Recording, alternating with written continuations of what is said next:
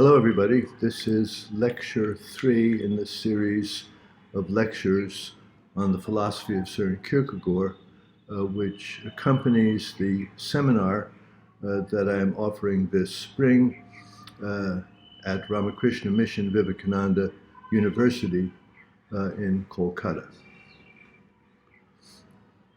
Today the topic is the spheres of existence, or the existence spheres. This is one of the most prominent aspects of Kierkegaard's overall philosophy. It's essential to understand this properly, I think, in order to understand his key notions, the ones that really drive the entire authorship, his notion of the self, or the existing individual. And the development of the self is something which can be seen only, in my opinion, in the context of the existence spheres, because the nature of the self is, in a way, dependent on the existence sphere. And so the existence spheres of course, are also referred to as the stages along life's way, or the stages on life's way. This coming from the title of one of Kierkegaard's works. But I think that title, if we take it too literally or too seriously, as an apt description of what he's getting at, is a bit misleading. In fact, the very idea of the stages along life's way comes closer, in my understanding, to what Kierkegaard is criticizing, or one of the aspects of what Kierkegaard is criticizing of Hegelian dialectic. So today we're going to begin with a kind of overview. I call it a first approximation, and then look at the ethical in the ethical. This means the status of ethics within the sphere of ethics, and I'll try to explain that in contrast to the aesthetic sphere. The ethical beyond itself refers to the status of ethics outside of the ethical existence sphere, and I think most particularly within the religious sphere. And then finally, I want to talk about the ethical and the political, where we shall find one component of Kierkegaard's hostility toward ordinary political activity and toward the public sphere. This is important in order to work out eventually some nuances of understanding what he thinks about the public and involvement in the public sphere, because initially we'll focus on his kind of virulent attack on all things that go on in the political world or in the public domain. So let's begin. And our first approximation is to try to explain how the stages on life's way, or existence spheres, help to characterize Kierkegaard's understanding of subjectivity and the development of self. As I go forward, I think that the reason I prefer the terminology existence sphere to talking about the stages on life's way will become clear.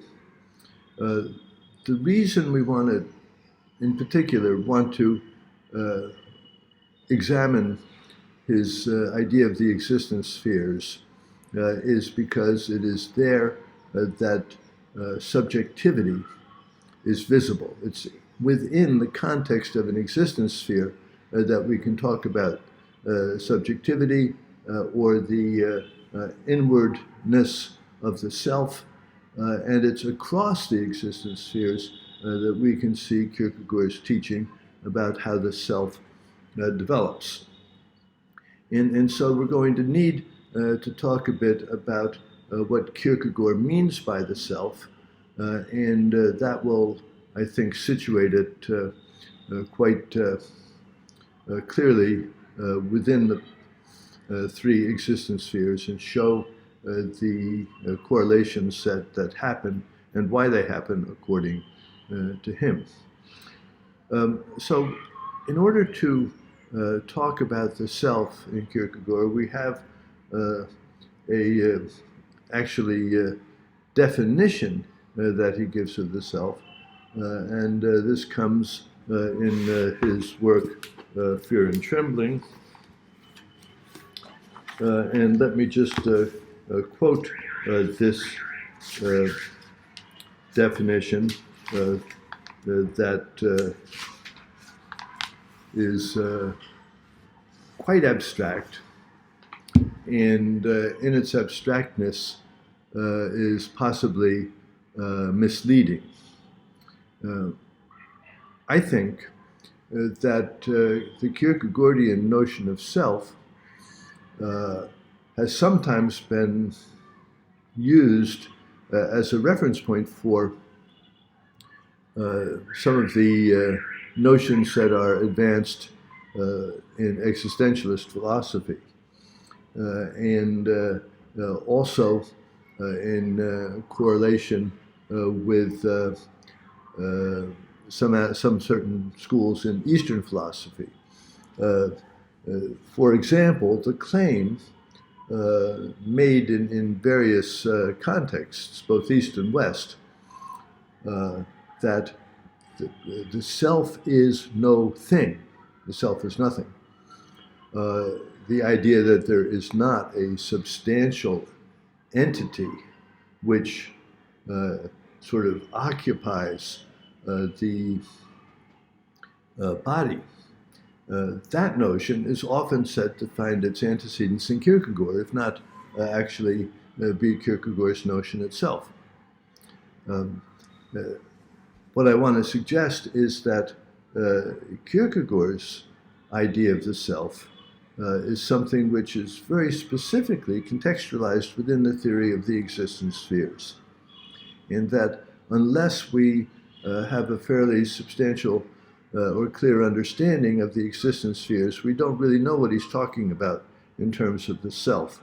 To say the self is no thing, of course, when applied to Kierkegaard, may very well be correct, but it does not elucidate Kierkegaard's specific notion of the centrality of self and why the self becomes, as it were, the gateway to truth in his notion of subjectivity is truth. All right, so here's a definition. It comes from Fear and Trembling. It comes from The Sickness Unto Death. From The Sickness Unto Death, I misspoke and said Fear and Trembling. It's from The Sickness Unto Death. And here is how he puts it there. Man is spirit. Now, spirit and soul are sometimes equated in the minds of many people in some religious and philosophical traditions. Indeed, they are virtually synonymous, but for Kierkegaard, they are not. The spirit is not to be understood or called the soul, and you'll see why in just a minute. Man is spirit, but what is spirit? Spirit is the self. So this sounds a bit like an essentialist definition that says, the essential nature of humanity is the soul, and the soul is perhaps characterized by reason or something like this. But that's not where Kierkegaard is going. That's not where Kierkegaard is going. Man is spirit, but what is spirit? Spirit is the self. Then he asks the question that we want to have the answer to, but what is the self? And here he provides us with this very abstract formulation. rather uncharacteristically for Kierkegaard abstract formulation, and one that is at best puzzling or difficult to unpack. What is the self? The self is a relation. Okay, so a relation, of course, is nothing substantial, right? It's not a thing. The self is a relation which relates itself to itself. So the relation is this kind of self-reflexive process. The self is a relation that relates itself to itself. But then he goes on, or is that in the relation, that the relation relates itself to itself. That in the relation, that the relation relates itself to itself. So it is the possibility of self-relation, or we could say the self-relation, the self-reflecting on the self, something like what Leibniz denoted as apperception, the awareness of perception. This self-awareness is actually what the self is potentially able to do, and it is that ability, or that the relation is possible, that is ultimately what Kierkegaard means by the self. So that the self-relating relationship is possible is what the self is, and that situates the self very emphatically in time, in temporality. So the self is not something which is fixed. The self is not like, say, the soul is often described as the sort of bit of eternity which has somehow been captured in the human person, or which makes the human person what it is, or elevates the human creature above animals that don't have this kind of relationship. So this is different than those notions. It is the kind of possibility of self-awareness. The self is not the relation. See, he's reinforcing this notion. The self is not the relation, but that the relation relates itself to itself. Now he explicates this in a way that makes it clear that we have to understand this self-relating relation possibility in the context of the spheres of existence. Man is a synthesis of infinitude and finitude. So man is a synthesis. Man, or what is man? Man is spirit. What is spirit? Spirit is the self. What is self? Self is the relation of itself to itself, or it's the possibility of that relation. So that possibility of self-relating relation is somehow part of the dialectical. Now, Kierkegaard is kind of dialectical. The dialectical relationship between infinity and finity, infinitude and finitude, the unlimited and the limited. He goes on and says, of the temporal and the eternal, of freedom and necessity. In short, a synthesis. Now, the reason I'm saying that we have to explore this in the context of the existence spheres is because the synthesis that Kierkegaard is talking about is contrasted, or to be contrasted with the kind of synthesis in Hegelian dialectic. Now, Hegelian dialectic, although the whole process, the way he works it out, is extraordinarily nuanced and complex, we can state the basic kind of mechanics of it as follows. There is an original positing, an original putting forth, an original laying out of a thesis, or the assertion of a thesis, or something positive.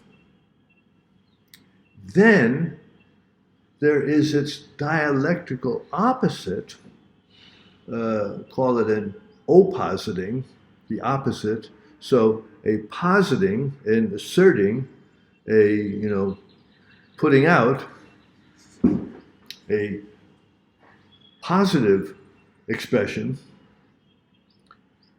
now balanced by its opposite, the oppositing, the negation, the thesis and the antithesis, if you will. And these two,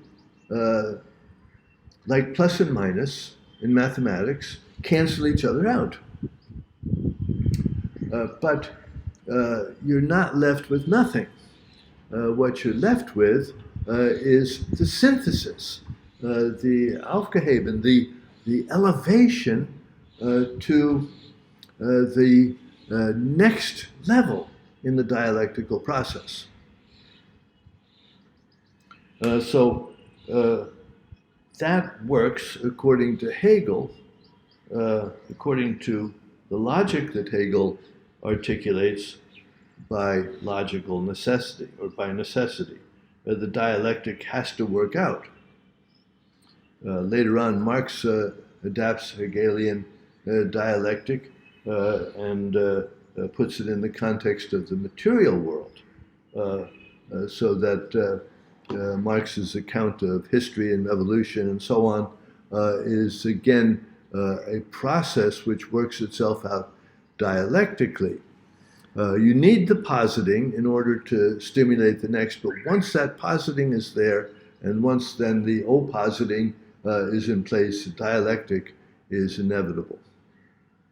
So, as Kierkegaard understands this, and we should always put in parentheses that Kierkegaard's critique of Hegel may not be fair, may not be accurate.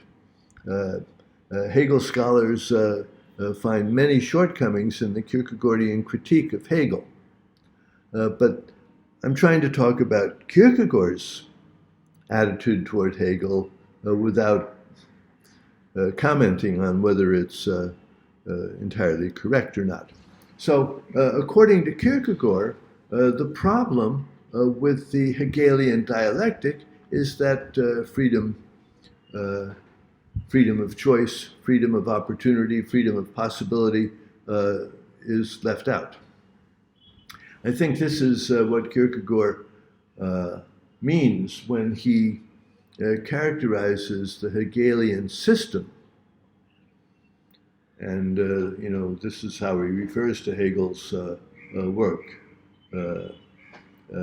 For example, in the Phenomenology of Spirit, Phänomenologie des Geistes, that's the system.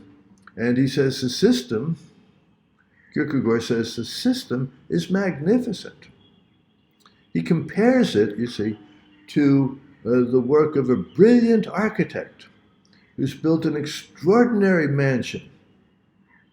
And the mansion has everything that one could possibly desire, except for one thing. And that is, the architect has forgotten to provide for the inhabitant, for the individual who's going to live in the mansion. Okay, so that's what Kierkegaard wants to avoid, that kind of notion of dialectic. In other words, he wants to avoid the Hegelian dialectic according to the terms I've just described it, and that means he has to preserve for the self the kind of freedom to not follow the dialectic in a linear, straightforward, necessary way, but something which happens, with the individual's possibility of choosing this or not this. Now, later on, we'll talk a little bit about what happens if individuals don't choose, and then kind of what the default option is. And the default option is then not, as Hegel might have it, the happy sort of progression along the dialectical path to ultimate understanding, absolute understanding, but could be many other things as well. So freedom is a possibility of action that has to be seized and engaged, and if you don't, well, then something may happen, to be sure, but it's not going to be like the orderly movement as Kierkegaard understands Hegel's dialectic. Okay, so the self, now we see, is in this kind of dialectic. That's what it means to say the self is this self-relating relation. That is a synthesis of these contrasting qualities, finity and infinity, time and eternity, necessity and freedom, and so on. And the self is not constant. The self is situated in time, it's developing, it's not so much unfolding, as we would say in a Hegelian way, but it is moving. It is, Kierkegaard uses the phrase at one point, striving with time. So there's the sort of self-initiating effort to move in the structures that are, in a sense, dialectical. Kierkegaard's dialectic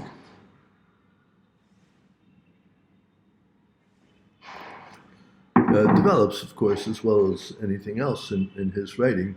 In his very early writings, he even chastises himself for being too much of a Hegelian, so that he is working in a more or less Hegelian context to understand dialectical movement in a way that does not succumb to the trap that he thinks Hegelian dialectic does, of not leaving room for individual freedom. Now, the development of self takes place in the context of the existence sphere in which the individual happens to be living or situated.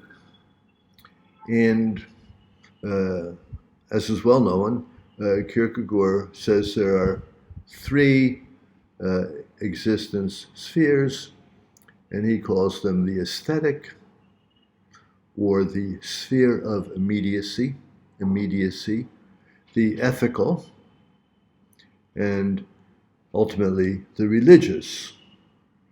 And the religious is also got a couple of stages within it, what he calls religion A, and then religion B, which, for him at least, is Christianity. Now, the aesthetic existence sphere is well described, or ostensibly described, pointed out, revealed in Volume 1 of Either Or.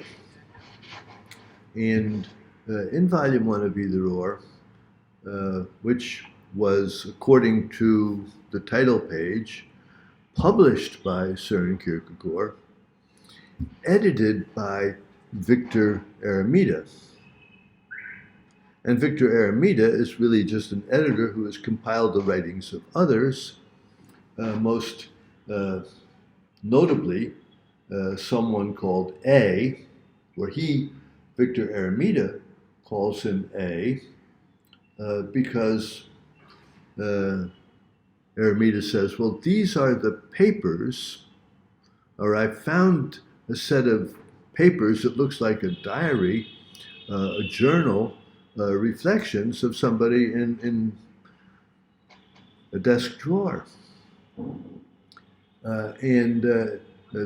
These reflections, as revealed in the papers that he found, are definitely those of an aesthete. That is, someone living in this sphere of immediacy, someone living in the aesthetic sphere. And so we get our first sense of what the aesthetic sphere is through looking at the reflections of A. Aramita calls him A to designate aesthetic. Is it Mr. A, Ms. A?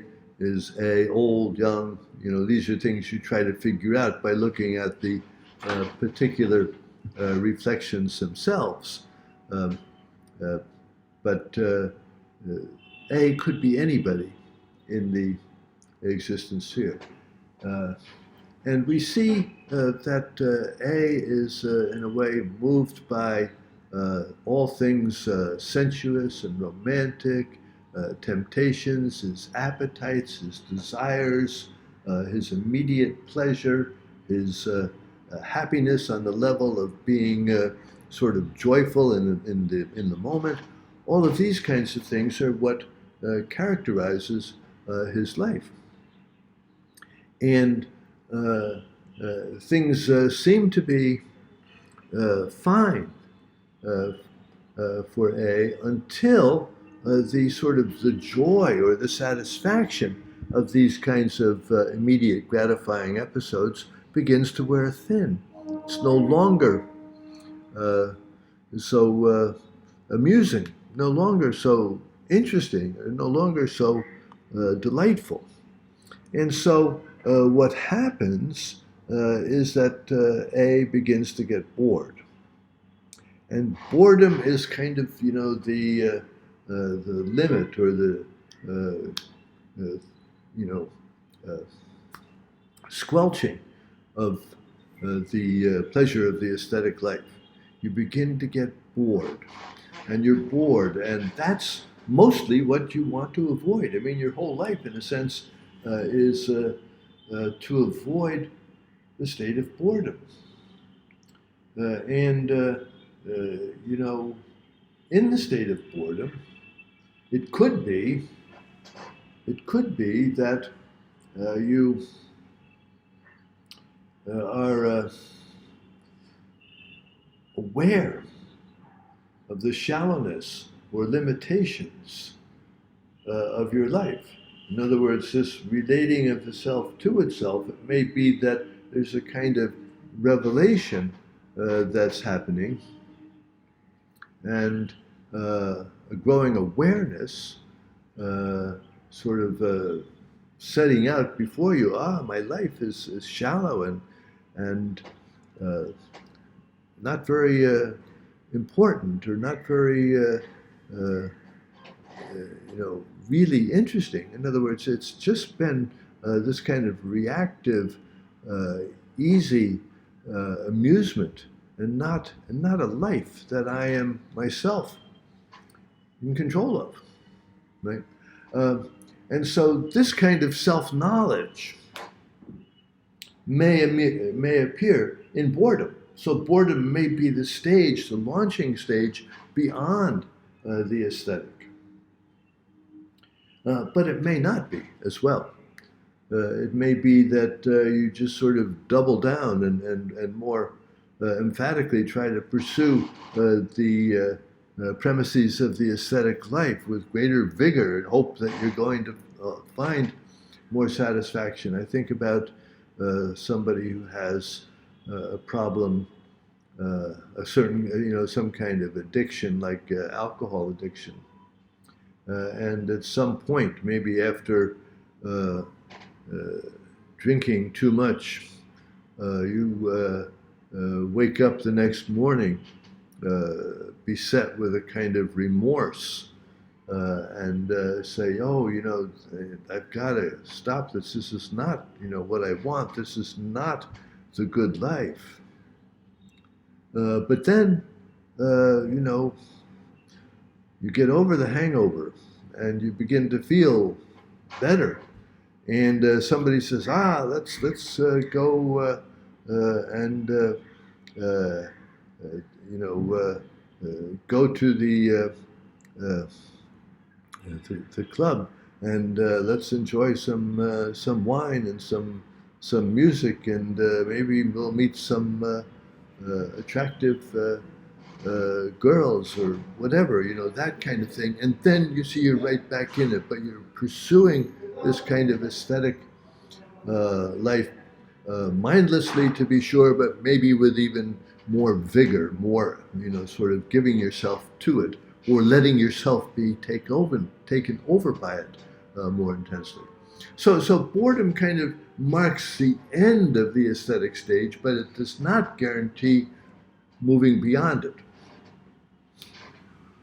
All right, to move beyond it requires some kind of decisive commitment, some kind of decisive action. And that decisive action is what can propel one into the next existence sphere, which is the ethical. But I want to, before we leave the aesthetic sphere, underscore that people living in the aesthetic existence sphere are not simply, passive or foolish people who don't sort of have strategies for enjoying life, who don't think about it, who don't think about it in a sense, that is, who don't try to have a strategy or don't try to problem solve how to get what they want. And we see this very clearly in Volume 1 of Either Or, where Kierkegaard or Eremita shares with us the so-called diary of a seducer. And the diary of a seducer, said to be authored by Johannes Climacus, a bit ironically given Climacus's later character, and ironically given Climacus's later character in Kierkegaard's own authorship, but also what we know about the actual historical Johannes Climacus, who was a serious Christian monk who lived in a monastery at a mountain. He's sometimes called Johannes the Ladder, climbing up, to the kind of understanding of religiosity that the monastic life promises. Doesn't sound like he was a seducer, although maybe, my guess, maybe Kierkegaard had St. Augustine in mind, as he often does, and Augustine's own biography, where Augustine, before his conversion to Christianity, before his decisive choice to become a Christian, was living a kind of aesthete life. Anyway, you see that the seducer in the diary of a seducer by Johannes Climacus is strategic. He's, if nothing else, he's certainly strategic. And what he wants is to seduce this young lady named Cordelia and make her, fall in love with him, make her, give her heart to him, and this because it's a kind of challenge, because it gives him, a kind of pleasure to think, I am, influencing and even controlling the life of another, and controlling in such a way that she just adores me and flatters me and is so happy to see me and all of this. And of course, he succeeds. in that. But when he succeeds in that, then this business of boredom enters in. And the boredom, in this case, leads him in this kind of return, not the moving on, but the return, because it only opens him to the next phase in the process, which is to make her fall out of love with him, to make her want to break off the engagement. In other words, to take her this way and then take her that way. That's the amusing thing for him.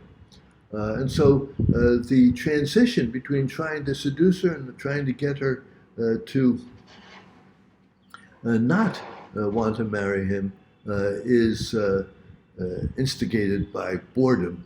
So boredom doesn't always lead to the next stage or to the ethical existence sphere.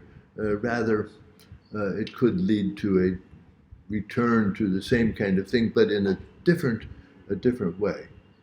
So Johannes Climacus and A, each of them are limited in their pursuit of immediate pleasure by boredom, but the fact of boredom, or the experience of boredom, while antithetical to the pleasure of given, the kind of pleasure given in a life of immediacy, does not necessarily move one forward to the next, Kierkegaard would say, higher existence sphere, that of the ethical.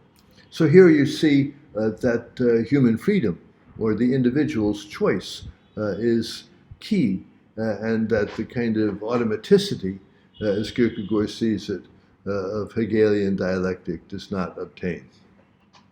Now also in volume 1 of Either Or, we see his reflections on Mozart's opera Don Giovanni.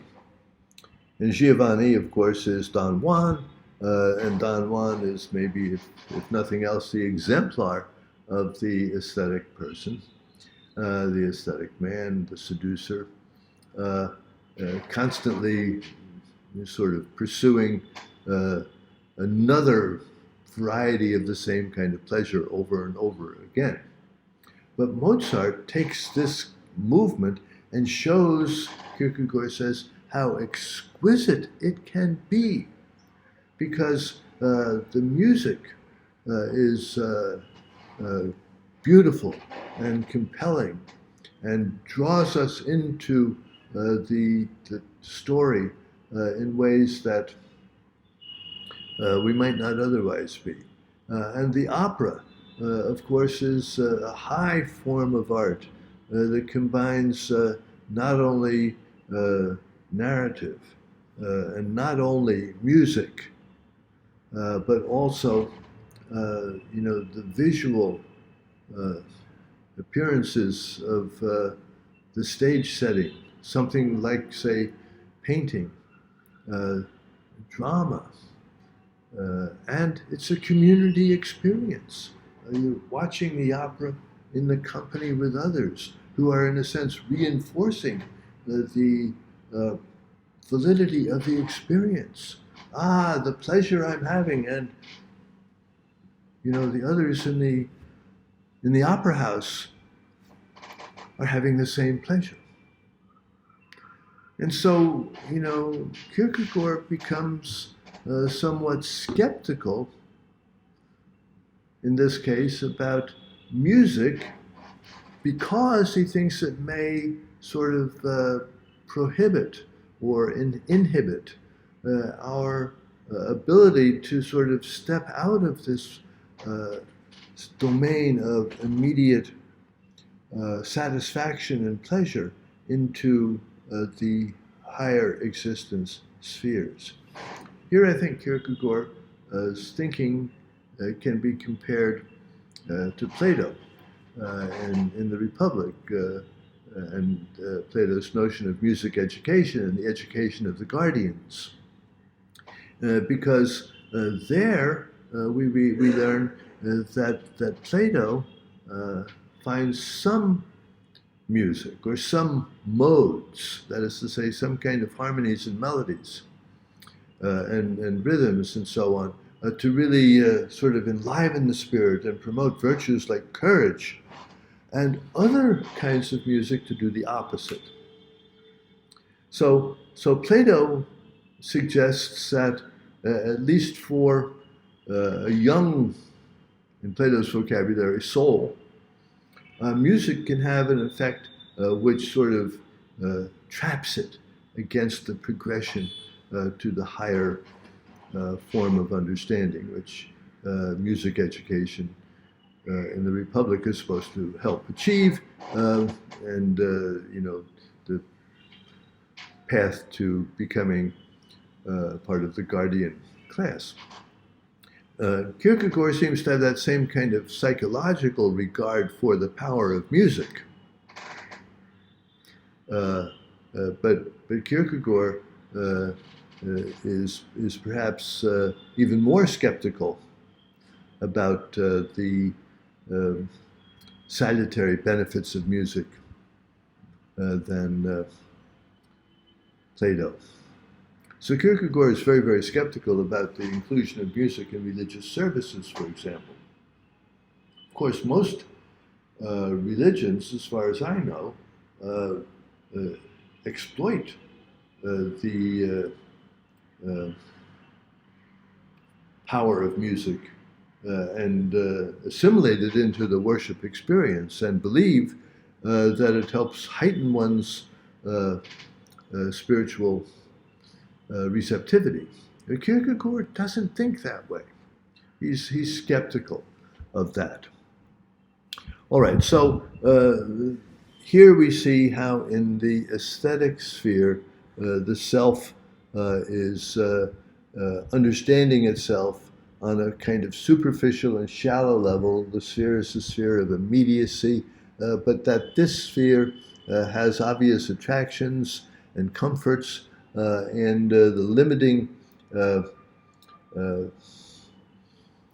force of boredom may or may not lead one beyond it, but it does provide the stage for when one grasps the situation, takes it in hand, and makes a decisive decision, makes a decisive commitment to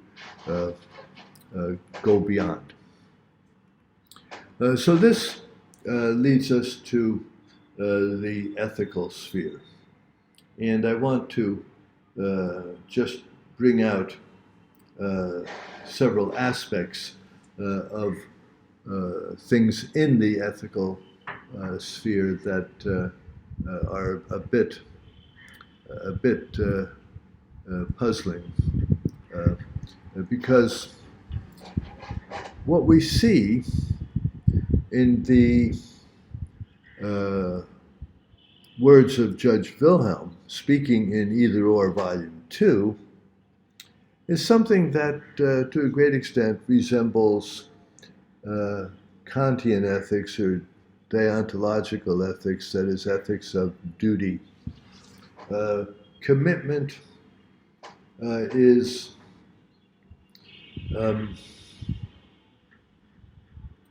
central. The commitment is to do one's duty, to fulfill one's obligations, and to fulfill these obligations even when it's most unpleasant. Here one's reminded of Kant making the distinction between duty and inclination. Inclination is that which you would like to do, and duty is that which you are obliged ethically to do. Kant comments that, well, what's the case when these coincide? That is to say, what I want to do, my inclination, that which is going to make me feel satisfied or happy or gratified or proud, that coincides with my understanding of what my duty is. And so let's say the inclination is to give charity.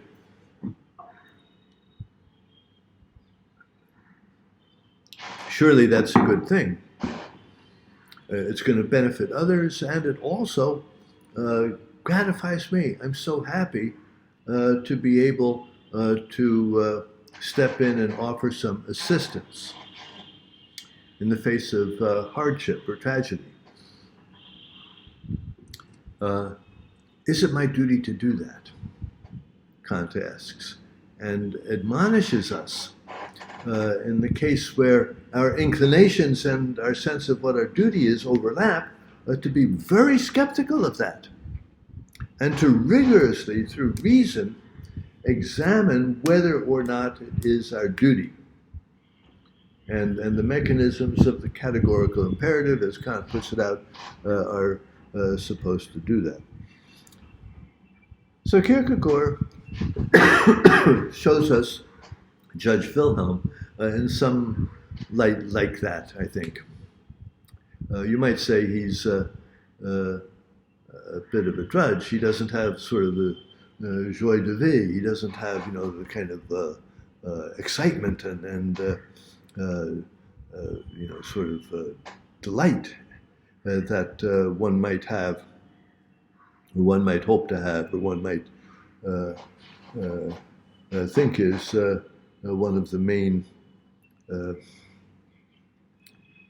reasons for marriage.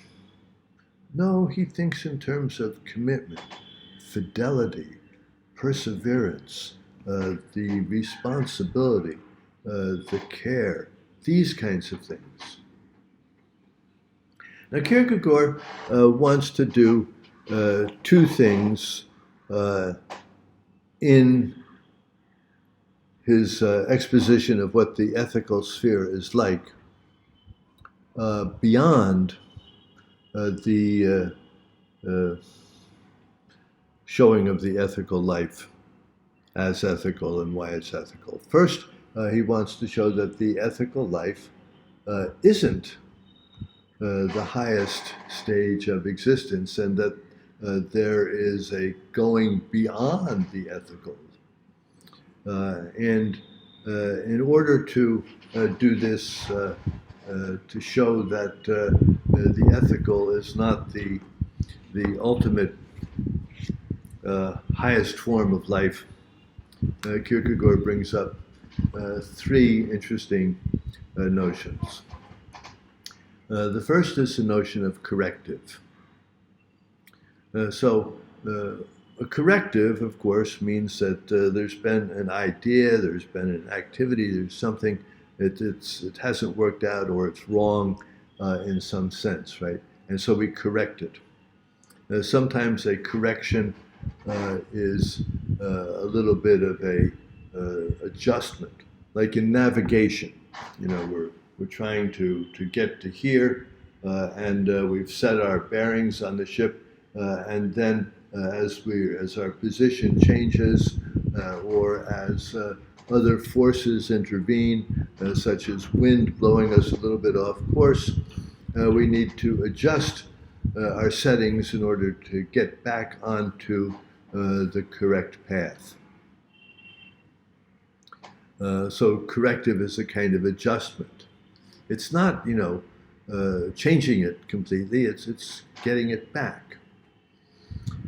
We also talk about corrective as, something more complete in terms of a change.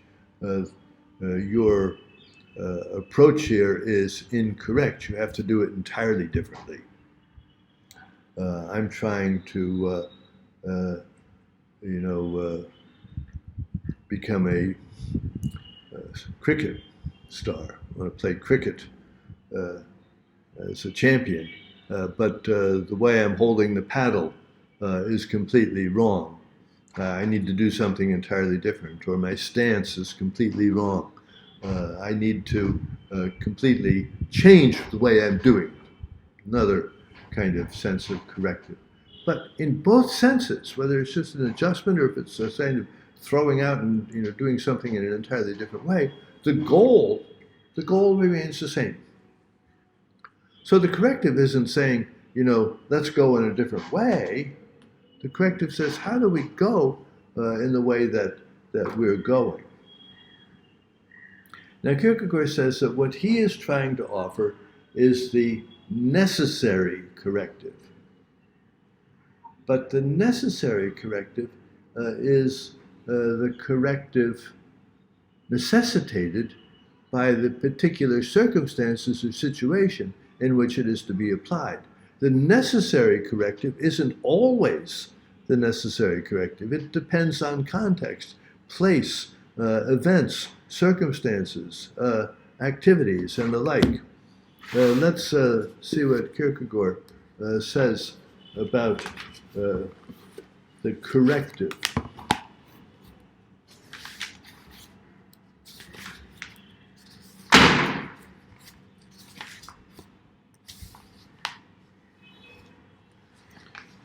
So in a journal entry from 1851, Kierkegaard says, "My task has continually been to provide the existential corrective by poetically presenting the ideals and inciting people about the established order, with which I collaborate by criticizing all the false reformers and the opposition, who are simply evil and whom only ideals can halt." Okay, three things stand out, among others, in that journal entry from 1851. One, he says that he applies the corrective poetically. So imagine a teacher in a classroom seeing a pupil struggling to solve a math problem, but doing it wrong. And the teacher could say, "That's wrong, here's the right way to do it." But another way to do it might be to poetically encourage the student or tempt the student to try it in a different way, right?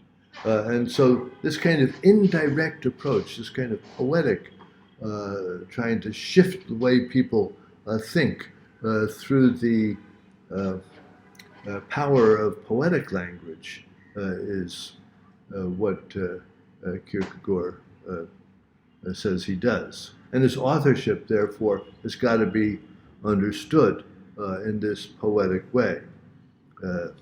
As I've mentioned, I think, before, we might look at Kierkegaard as a kind of a poet.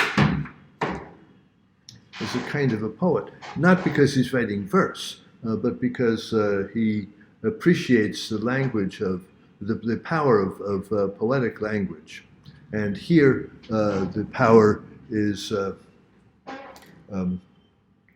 cited as the way in which he seeks to apply the necessary corrective. Now, it's necessary because, somebody's off track. But the corrective is not, done, with brute force. But having said that, we immediately say, wait a minute, didn't he say that he's going to, by collaborating with the opposition or collaborating with the process, incite the opposition?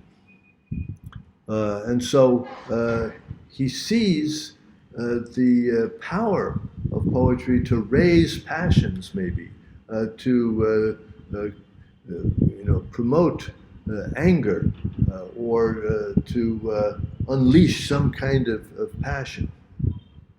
So the corrective, as he calls it, isn't always that gentle. But again, I think Socrates sees this notion of the corrective in the same way that he sees Socrates working as a gadfly. People are too comfortable in their ways, according to Socrates, and they've been sort of lulled to sleep, and the gadfly stings them and awakens them to discover that which ultimately they want to do.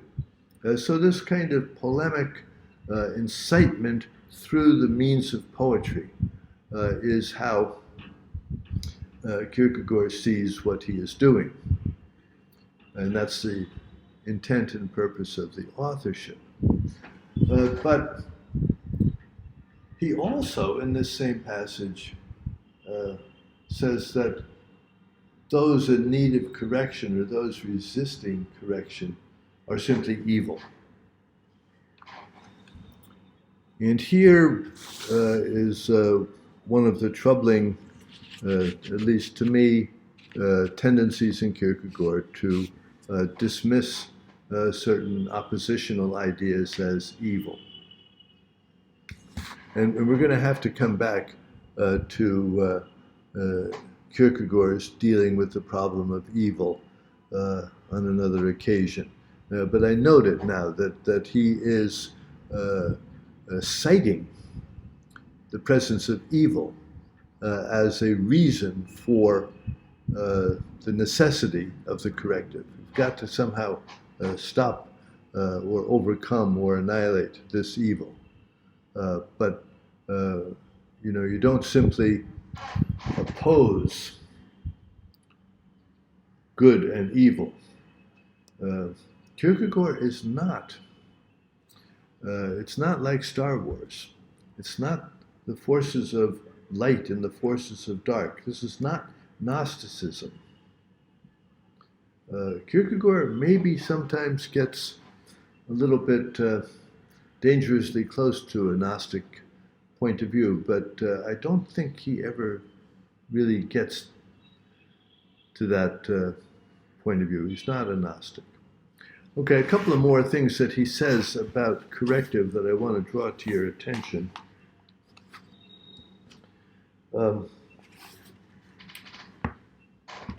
He compares the application of the necessary corrective to the process that a chef or a cook might be going through in the preparation of a dish or a soup, for example, where you followed the recipe and everything is on its way to being excellent, but it's just off a bit, and so the addition of something else, another ingredient, to bring out the true quality of the dish has to be added. So he says, just as a skilled cook says of a dish which already has a good many ingredients mixed into it, it has to have a little dash of cinnamon.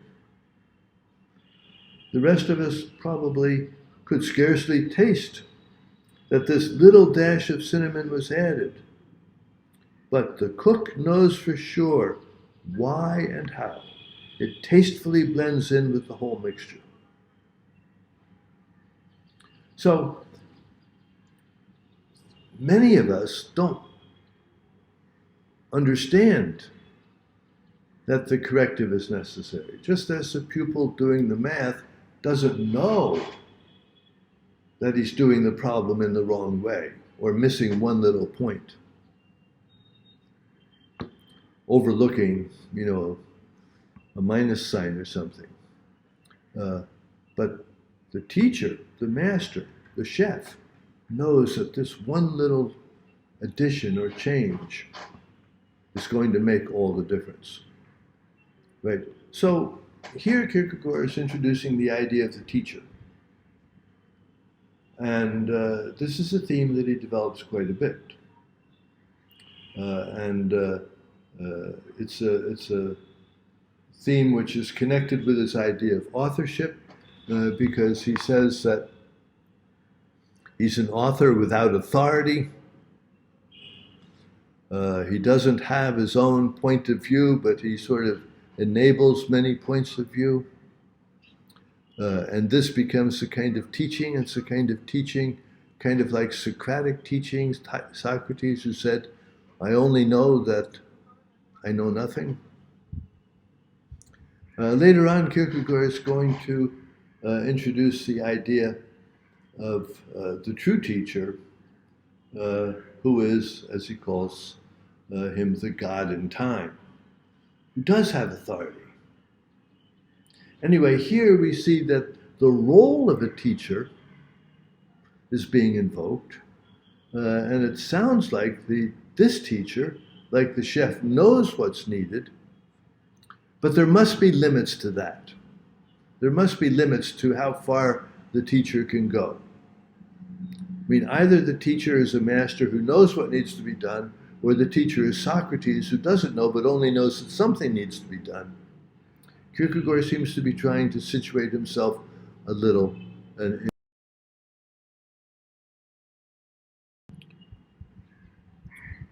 He adds to this comment, the one about adding a little dash of cinnamon to the dish by the chef. A little dash of cinnamon. This means here a man must be sacrificed. He must be added to give the rest a specific taste. I'll leave it to you to understand what he means. Is he talking about the Christ event? Is he talking about God sacrificing himself as man, as Christian doctrine teaches? Or is he talking about the necessity to sacrifice, say, one's political opponent in order to get us closer to the ideal? Think about that, and we'll touch on it again in a few minutes when we talk about the ethical and the political, the ethical and the political. All right. Then he says,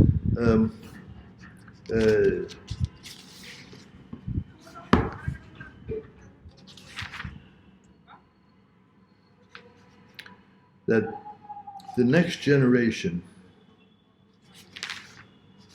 may require the opposite of the corrective. So the corrective isn't a new or alternative doctrine. It's not something that stands alone. It's not a replacement. And it's not something that is universal or eternal. It is something which at this time and in this place and under these circumstances is necessary. Okay, so everything that Kierkegaard is doing, in a sense, is, I think, his effort to apply the necessary corrective, but indirectly and through the means of poetic language. Now, a second thing that he wants to do when exploring the ethical is, sort of make it clear that the ethical in the ethical is not the end. And therefore, the task is to legitimate the religious life. So the religious life is kind of going beyond the ethical, and the religious life has got to be portrayed as something which is not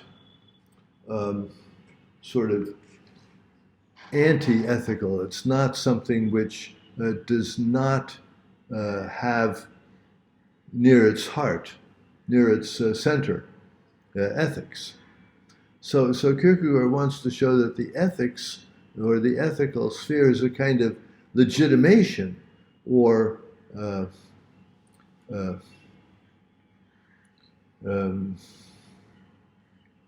validation of the religious life.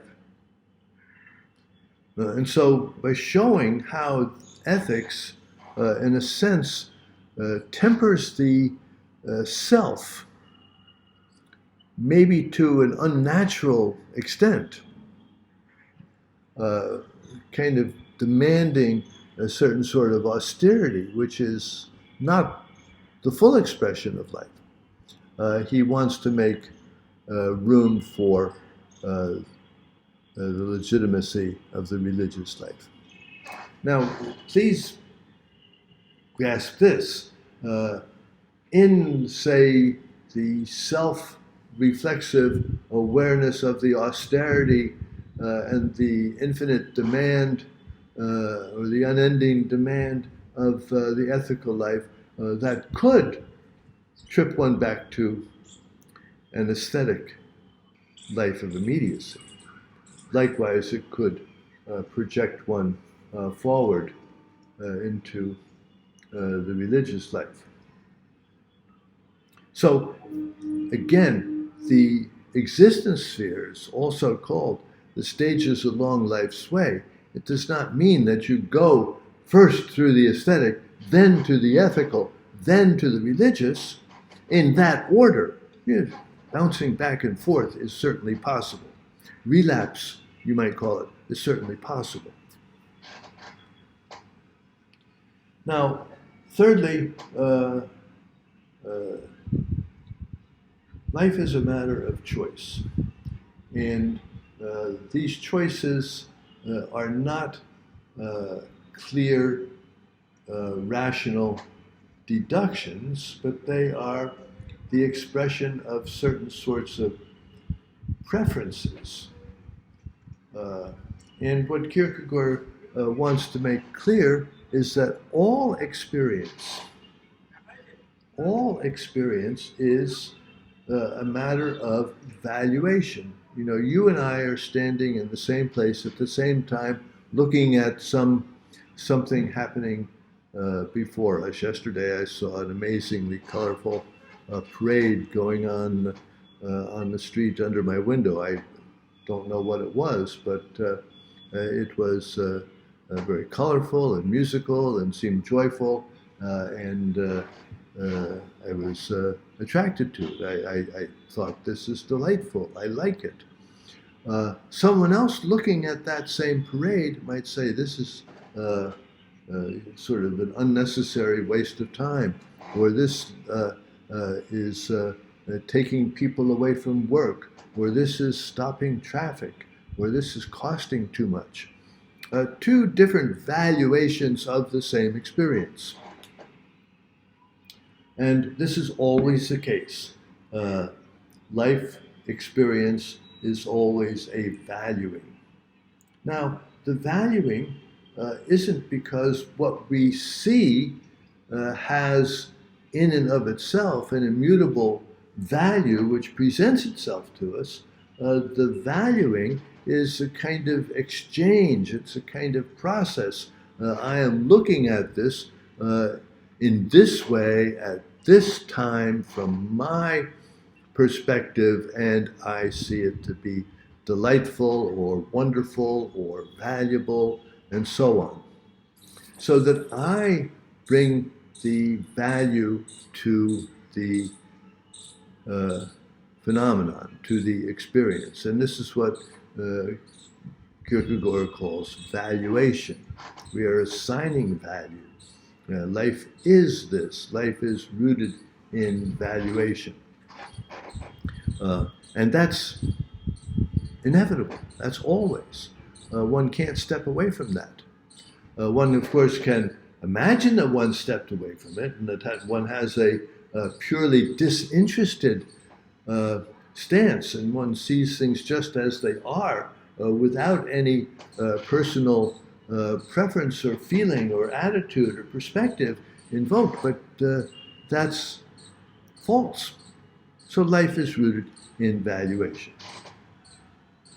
Okay, so this gives us an idea of the context of the ethical existence sphere and what's going on and why Kierkegaard sees it as a stage. But what is the next stage and how do we get there? From the aesthetic to the ethical, decisive commitment is what happens, what's necessary, what takes us there. The move to the religious is described colorfully by Kierkegaard as a leap of faith in the power of the absurd. Why the absurd? Well, the leap into religious consciousness is absurd because the propositions of religion many times are irrational, defy reason. The central proposition of Christianity, Kierkegaard asserts, is, from a rational point of view, offensive. What is it? It's that the eternal, the universal, enters into time and becomes particular and temporal. But with the same, retains its eternality and its universality.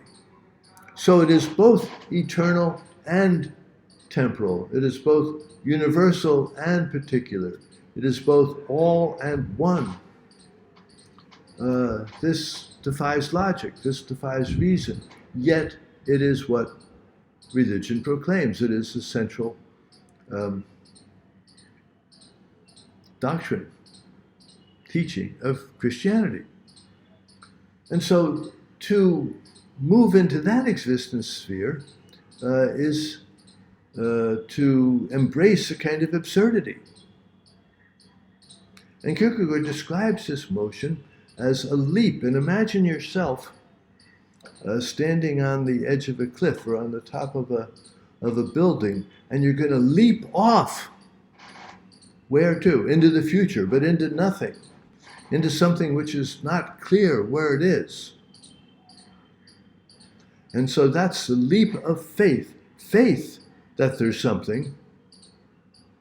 I've never done bungee cord jumping, but I imagine it would be much like this. You know, you jump off the high place on this kind of elastic cord which you're harnessed to, in the faith that it's going to hold you and that it's going to bring you back and that you're not leaping to your death, right?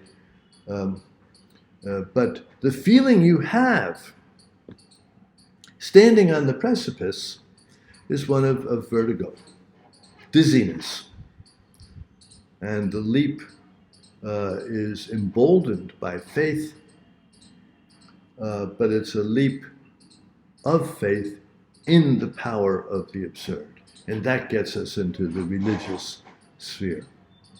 And here we're going to talk about the religious sphere in terms of the ethical beyond itself. Because having leapt from the ethical sphere to the religious sphere does not mean that ethics go down the drain, but ethics take on an entirely new status or an entirely new positionality.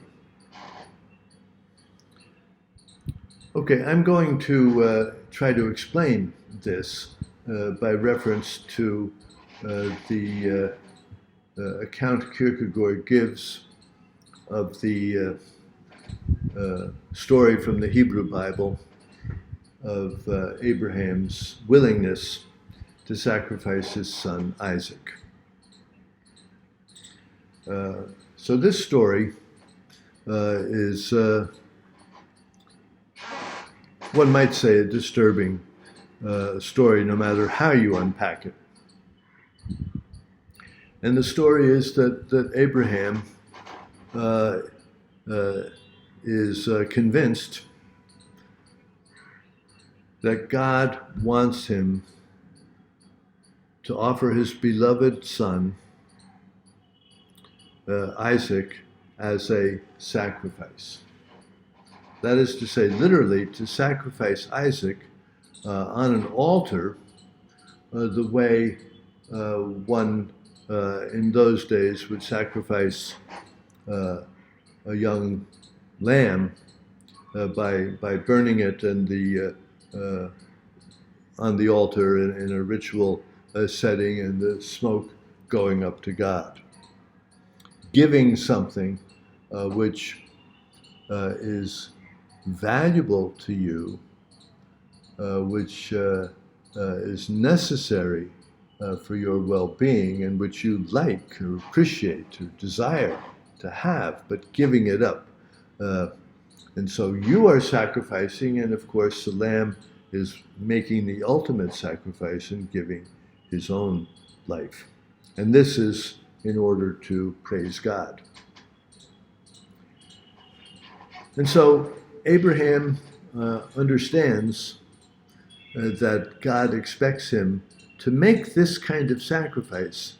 And in this case, the sacrifice is to be his beloved son, Isaac. Now, sometimes biblical scholars have some trouble with this story, and they say, well, first of all, Abraham is not an actual person. He's just a literary figure put in to show the existential decision on the part of an individual to embrace the idea of monotheism.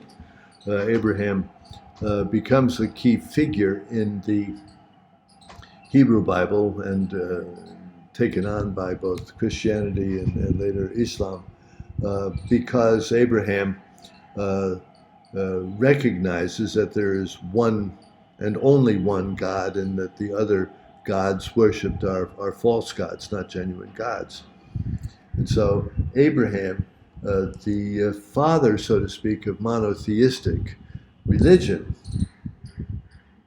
and Judaism and Christianity and Islam are called the Abrahamic religions, because they see Abraham as kind of the father of those faiths. So Father Abraham is a kind of knight of faith, because he has such complete faith in God that he accepts the command to sacrifice his son.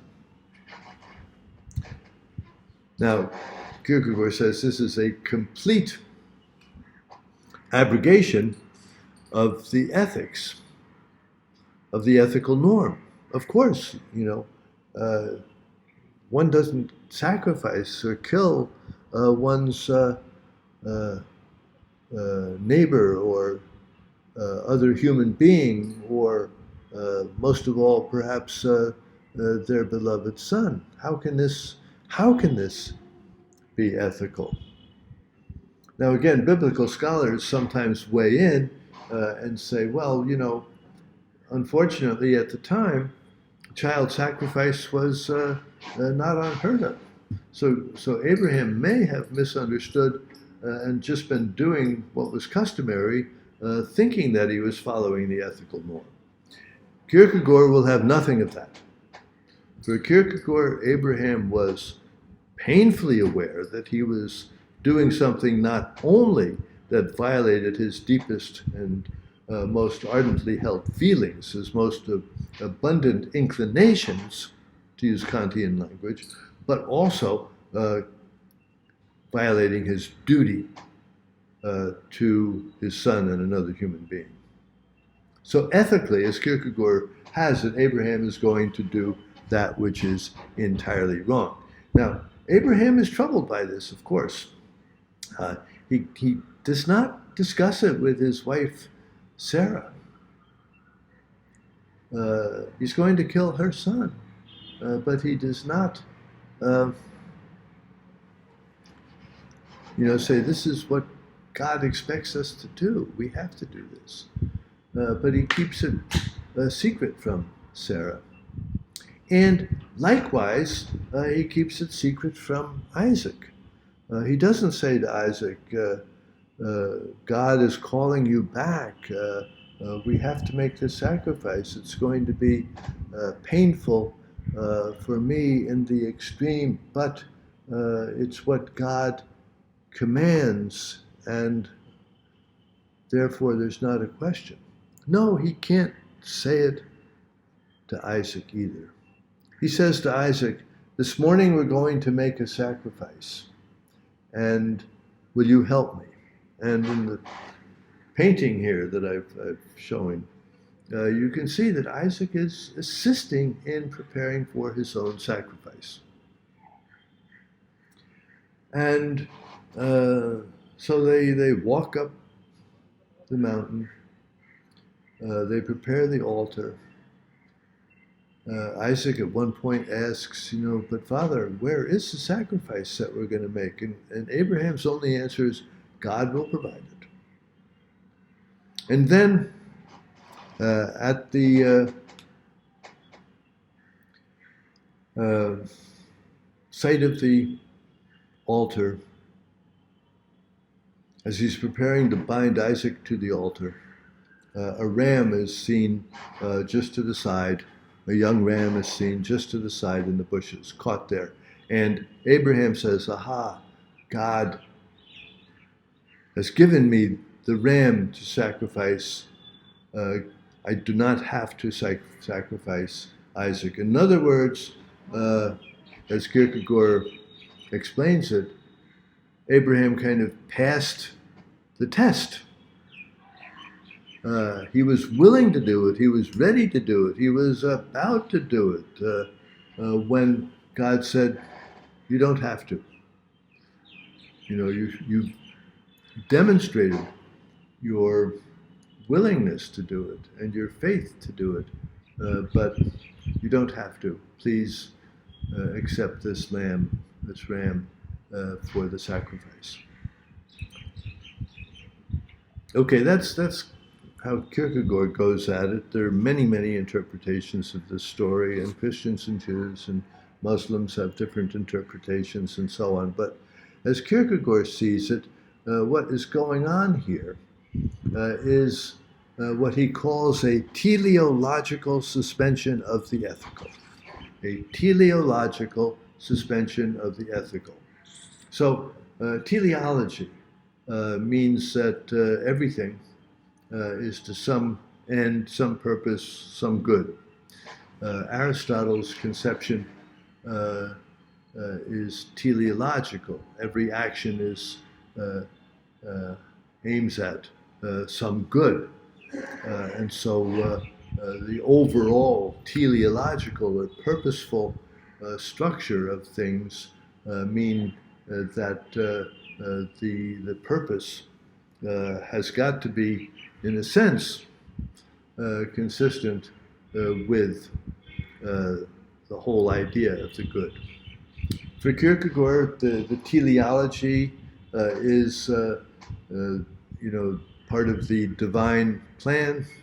It's God's relationship to the world. Things are not meaningless. Things are not without purpose. And so it's in the context of a teleological setup that Kierkegaard says Abraham suspended the ethical. Now, a suspension is not an annihilation. A suspension holds something else up, like a suspension bridge is holding up the bridge. Or we suspend something only to come back to it.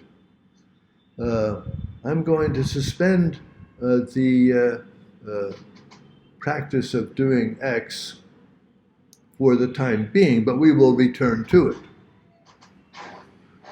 And in this case, the suspension is of the ethical, meaning that it's not an abandonment of the ethical, it's not a denial of the ethical's legitimacy, it's not a giving up on the ethical, it's not becoming unethical. It's a suspension of the ethical for the sake of the ethical. That is to say, it's setting the ethical into the context of the teleological construct.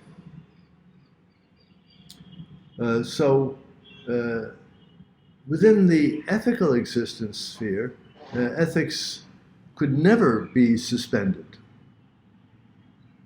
Here, Kierkegaard portrays Abraham as going against both inclination and duty for the sake of fulfilling a divine requirement as an act which ultimately validates the ethical. That sounds easy, but of course, just think about it. And it's not easy. It's horrifying, actually. And I think most of you, if not every one of you, would join me if you came upon somebody, say, as you're on your way to class or on your way to work, you see somebody has built a makeshift altar, and they've got their child strapped to it, and they've got a knife raised above them, or they've got a fire. You're going to say, wait, stop, what's going on? You're going to perhaps assume that the individual has lost his senses or suffered some kind of a psychic break, is psychotic, is schizophrenic, is who knows, right? This is not an acceptable norm. And so how can it ever be justified? Now, Kierkegaard does not say it's an acceptable norm. It's a suspension. But he wants to know, how is a teleological suspension of the ethical possible? And his answer is, well, only, within the realm of divine providence. That doesn't take away the horror of it. And it reminds us that for Kierkegaard, religion, isn't just a matter of, perpetual joy and happiness. We were talking about eudaimonia, and one, of course, can, following Aristotle and others, understand the distinction between immediate pleasure and the kind of happiness, if that's a decent translation, that eudaimonia represents. And eudaimonia does not imply that your life is going to be, always happy or joyful.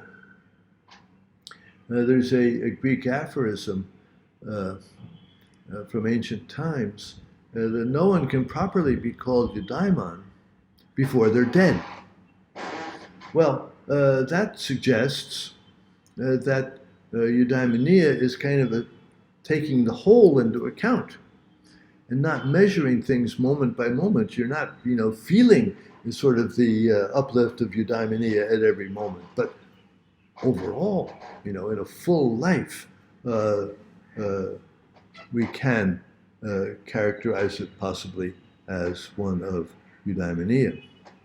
Well, Kierkegaard's religious sphere is like that. It's not that you feel happiness at every moment and you feel all sorts of challenges and threats and moments of despair and the like. But something in the self's strength within the religious sphere allows one to sustain those hard times. Okay, so the ethical remains part of the religious sphere, but it is of an entirely different status. And the self does not look to reason to justify ethical norms. The self does not think that the law set down by civil society is what justifies behavior.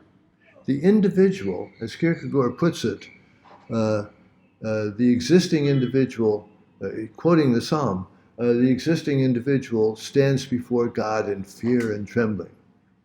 So that's the condition of the individual, the existing individual in the religious sphere. Now we're going to talk more about the religious sphere I mentioned that there are two levels in it. Religion A, kind of a religion of immediacy. That's where one is open to religious sensibilities and feelings and so on and so forth. But then the next stage is Christianity, or religion B.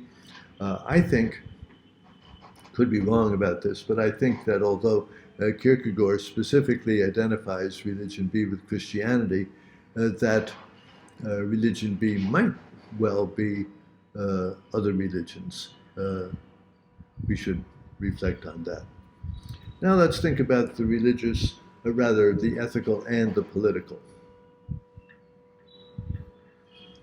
And in doing so, we'll try to get a little bit closer to Kierkegaard's notion of evil.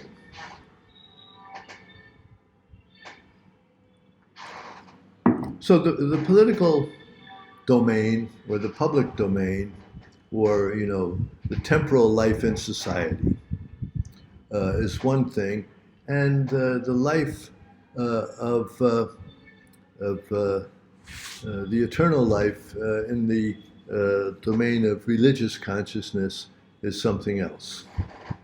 This is an idea that was, developed by Augustine, especially in his book Civitate Dei, the City of God, but it was also developed under the name The Doctrine of the Two Kingdoms by Martin Luther. Martin Luther, the Reform religious figure who objected to certain practices in the Roman Catholic Church, in which he was a monk, and articulated a view of Christianity which saw the individual in a very kind of personal relationship with God, unmediated by the necessary role of priests, and grounded in principles of faith and grace. And Luther says salvation by faith alone, through grace. Anyway, Kierkegaard lived in Denmark.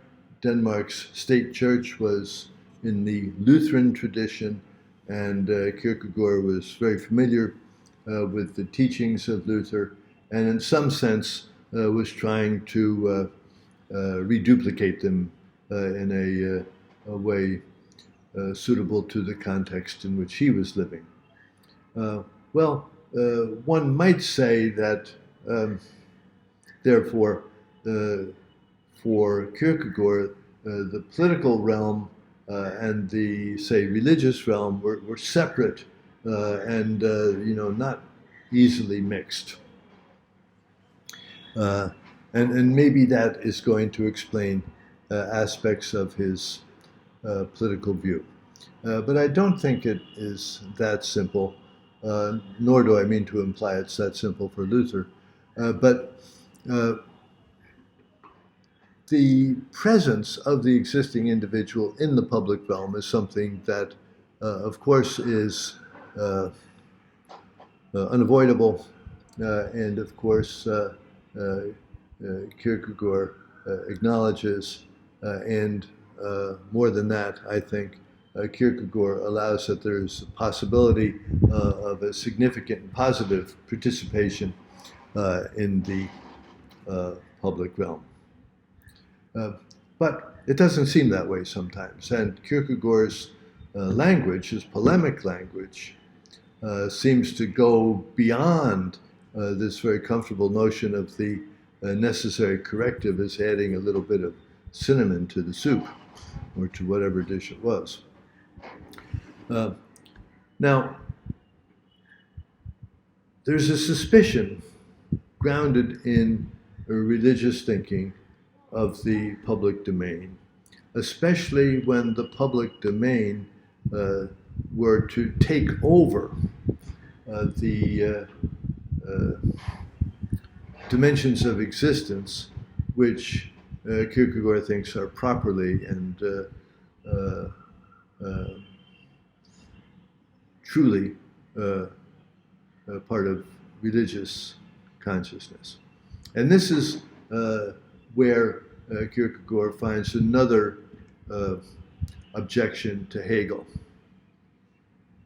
Now, I mentioned that Hegelian philosophy had been widely adapted by theological schools, especially in Denmark, where the prominent theologians were, at least Kierkegaard said they were, Hegelian in their outlook. But Kierkegaard saw in Hegel, also in Kant, but more emphatically in Hegel, the philosophical foundation for political liberalism. And political liberalism he saw as manifesting itself in the French Revolution, even the American Revolution. He didn't see any great advance in either of those. He spoke depreciatingly about the revolutions of 1848 in Europe. Denmark had a revolution as well in 1848, but it was not a violent revolution. It's kind of a very bourgeois sort of revolution, I think. Anyway, the problem that Kierkegaard wanted to point to was that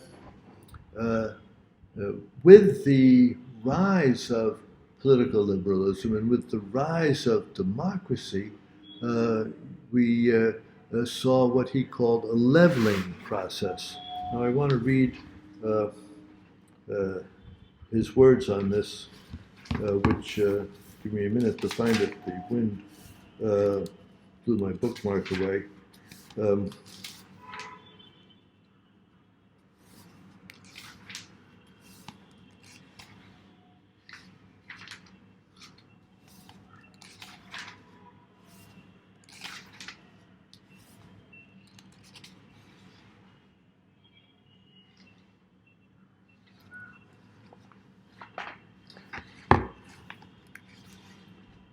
So this is from the papers. This is an entry from 1850.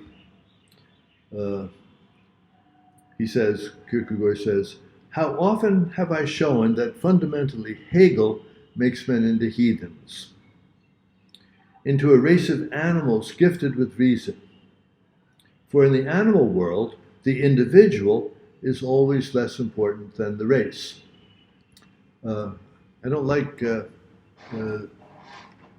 term race in this context. It seems to me very confusing, but perhaps we should use the word species.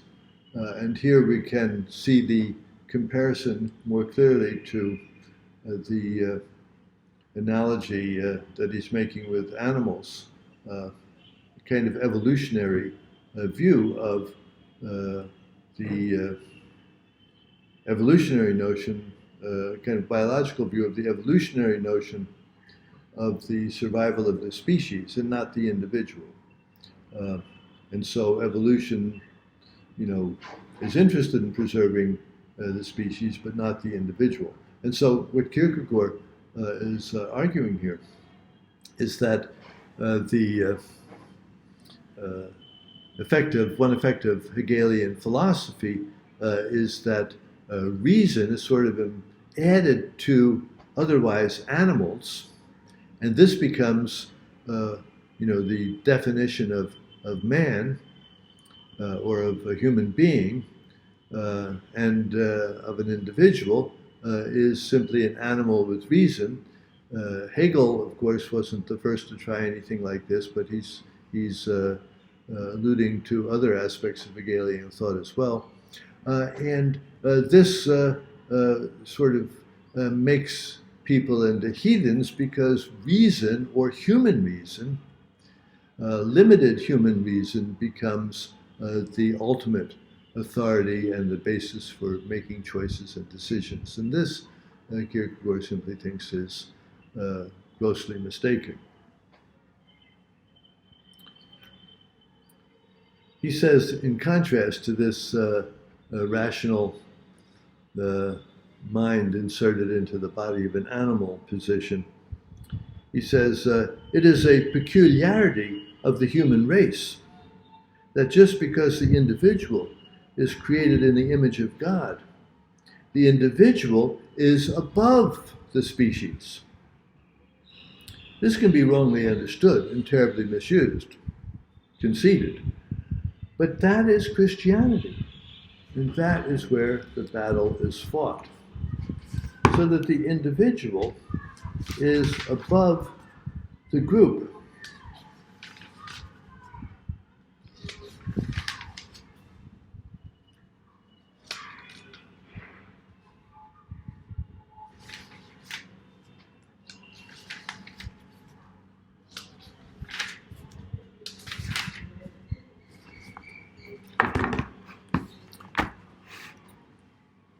So,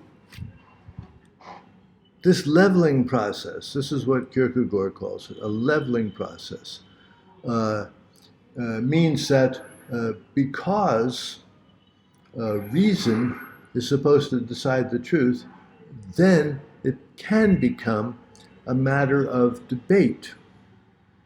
What is the best policy? What is the most important activity? And so on.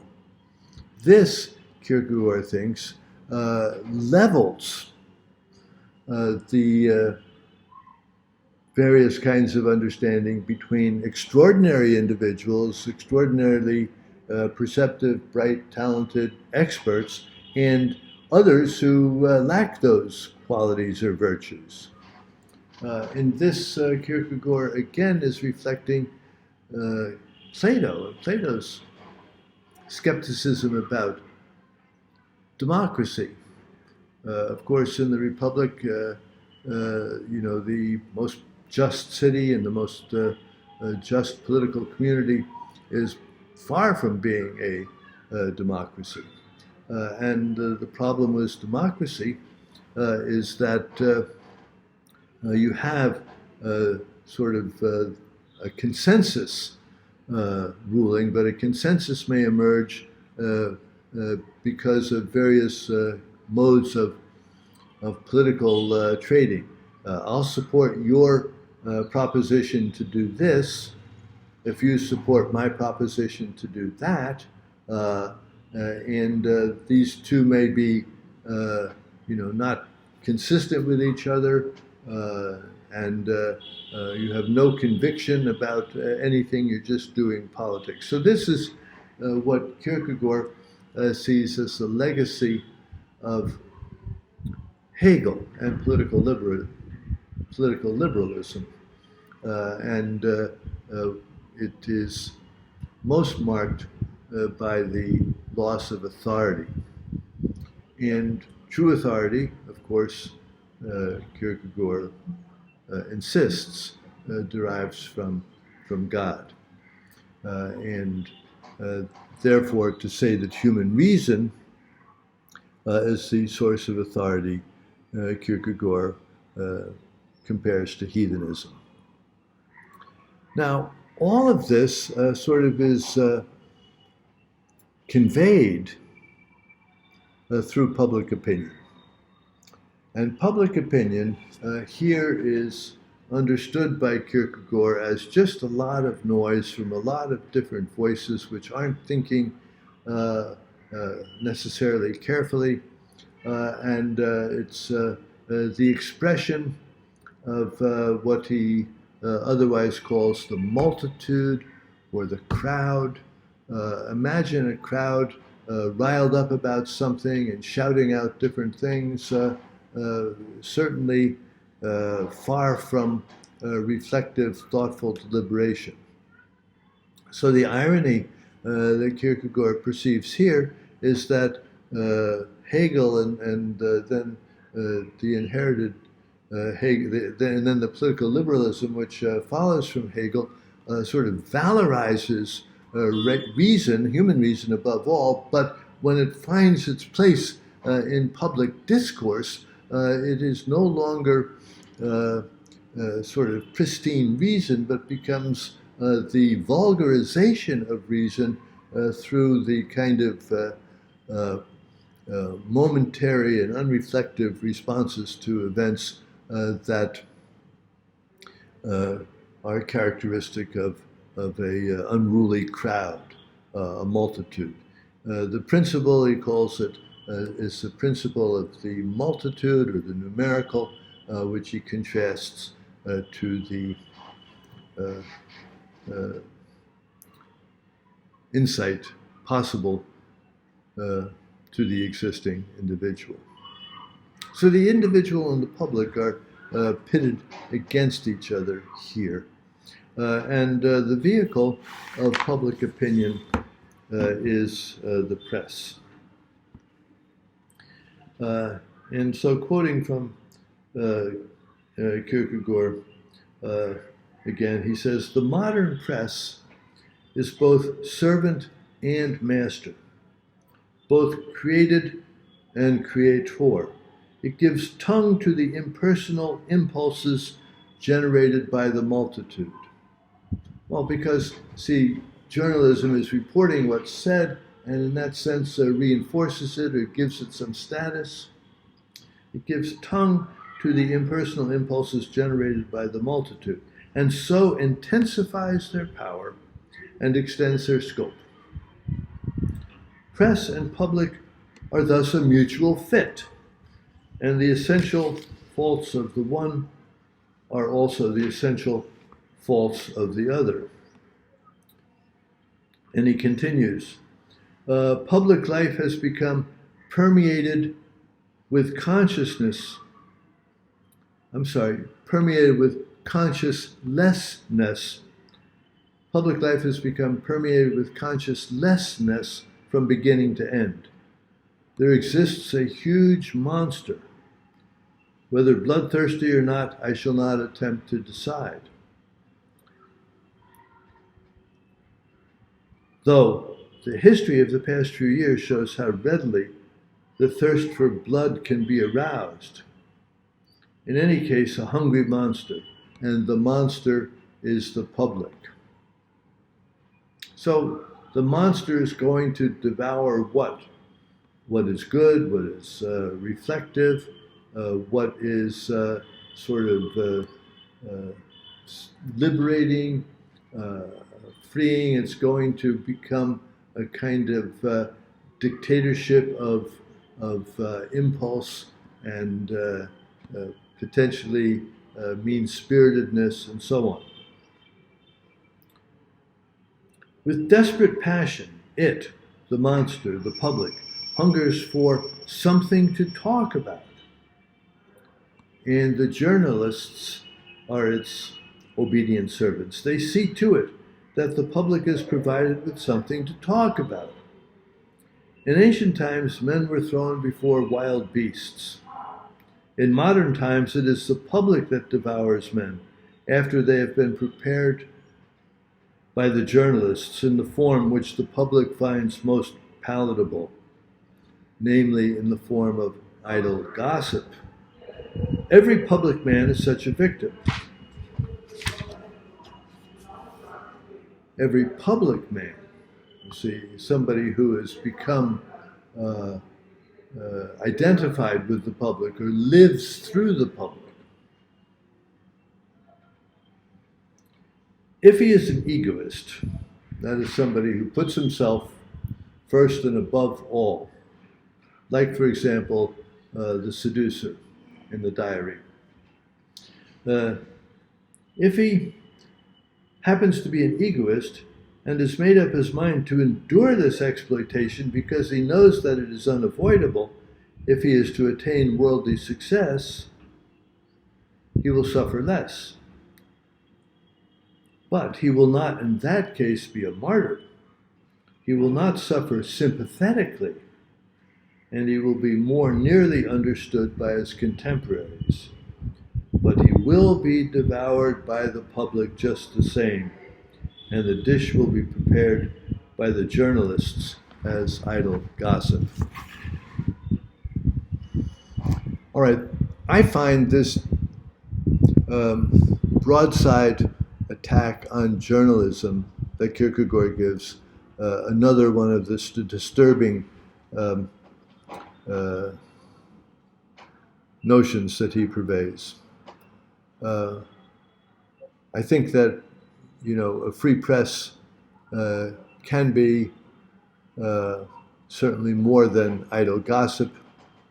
But of course, we do see that sometimes the press is nothing more than that, that it is sensational, that it has little regard for the truth.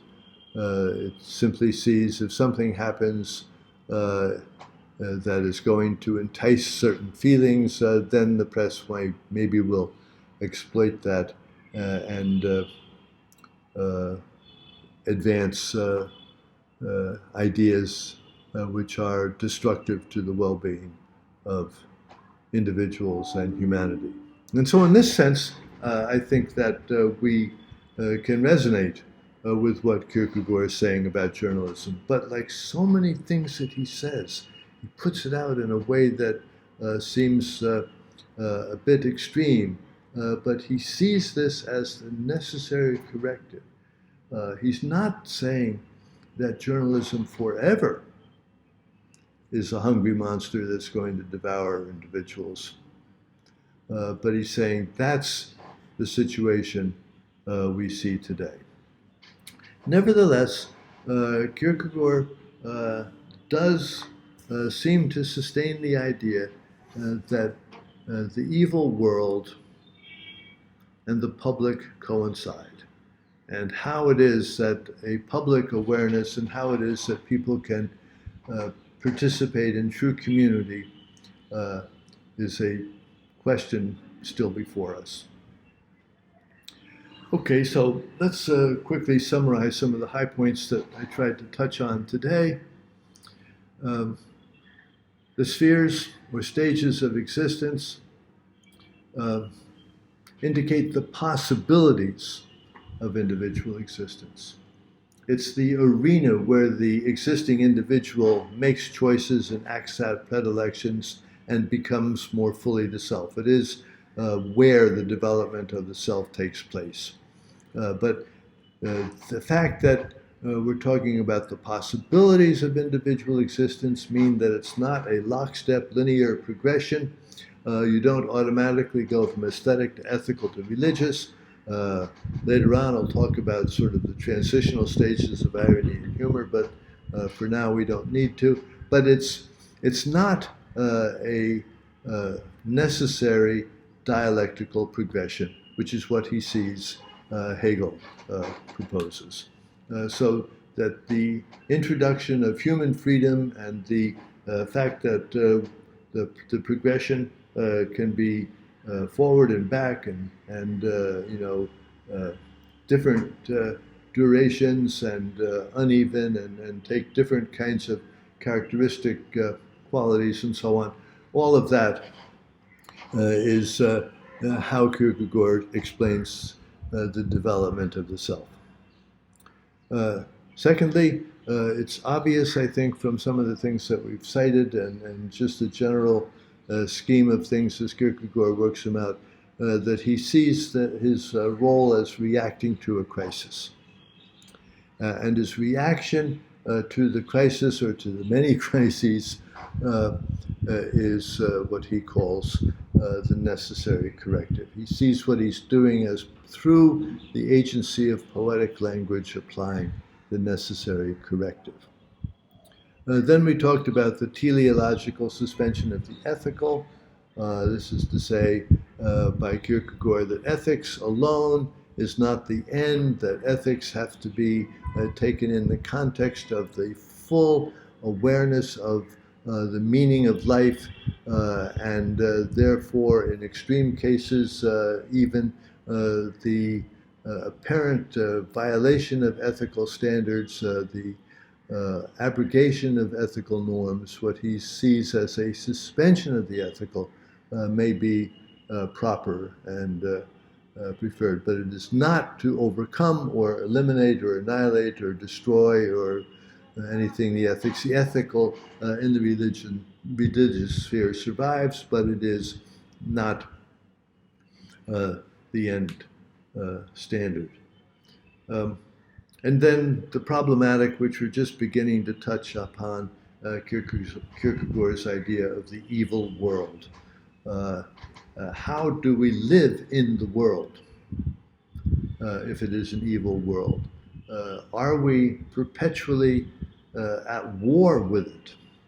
Or is there some way in which one can live in the world? I hope to show that the latter is what Kierkegaard has in mind.